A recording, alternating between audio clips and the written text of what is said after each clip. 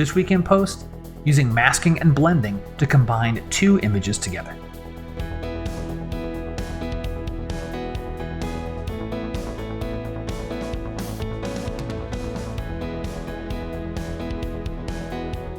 Hey everyone, I'm Scott Davenport and welcome to In Post.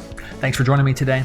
I got a few questions over the last couple of weeks about blending images, and I've done videos on this before. I think what prompted it is I did a special video about a shot I did at Thor's Well up in Oregon for my mailing list subscribers, and people were like, "Well, what did I mentioned I blended these photos together to make one image? How did you do that? What did you do behind the scenes? Do you have a video for that?"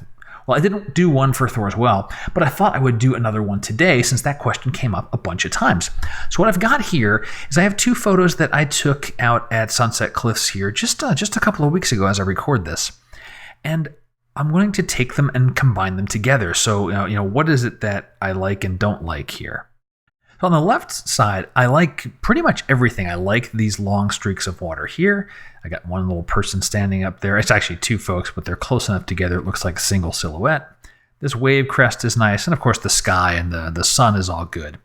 On this side, on the right side, I like this extra bit of water flowing in the right-hand corner. And especially in the center area, this on the left side, this sun reflection, it's kind of distracting, and this is a little nicer. So I want to take both of these photos, bring them into a layering product. I'm going to use On1's layers, and I'll do some masking to bring the best of both of these photos together into a single image. So let me go back to the grid view. Got both of them selected. And from Lightroom, I'm going to send them over to Layers, plug in Extra, and there's one at the very bottom, open as Layers in On1 Layers.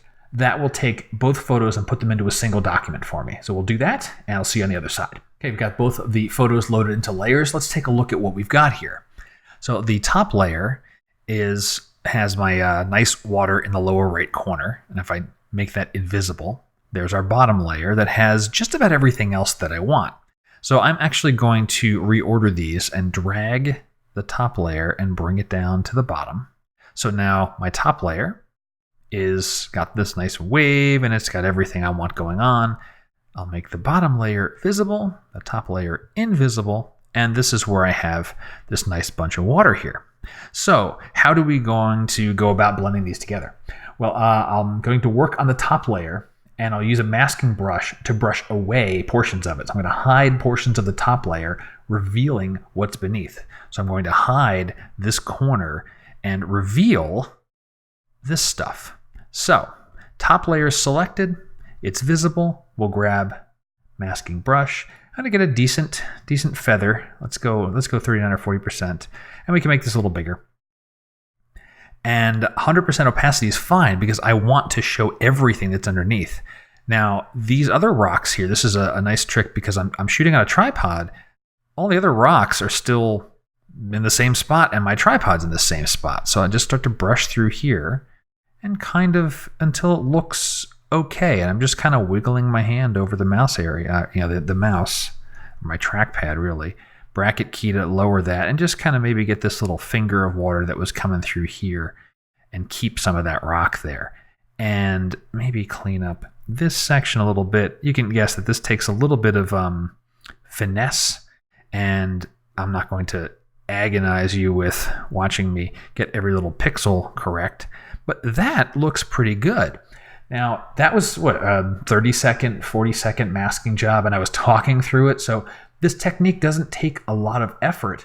The main thing is to stage yourself in the field correctly, and you use that tripod, not move your camera, and when you've got things moving through a scene, take a few photos, and then change your composition, move around. So let's take a look at the final mask here. So I'm going to press the O key, O for overlay, and this is what I painted in and out. And so not a lot of painting. It was pretty sloppy when you look at the mask, but because we have elements in the scene that are not changing. These rocks are not changing. This area of the water never got touched. But now I've blended these things together. And so what I had beneath, if I hide my top layer, there's all the things that are disappearing.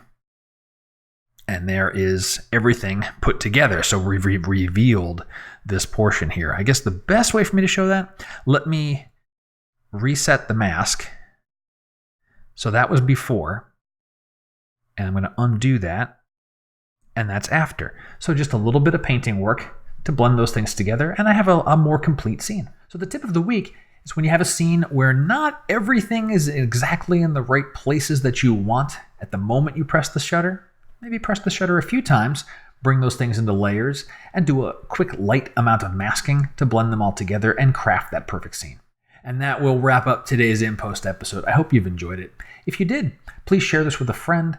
Likes and social shares are always appreciated, and your questions are awesome. Keep them coming in. It was nice to get to a question today. Got some more that I want to do some videos on, but I need to do a little more prep work on those.